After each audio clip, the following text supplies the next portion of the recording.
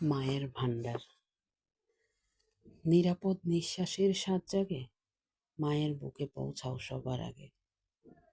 চলতি হিসাবে চাও, মায়ের কাছে তবে ফিরে যাও। মায়ের ব্যাংকে বিনা সুদে বিন্দু থেকে সিন্ধু হবে, কয়লাকেও স্বর্ণ করে দিবে তোমার হাত ভরে।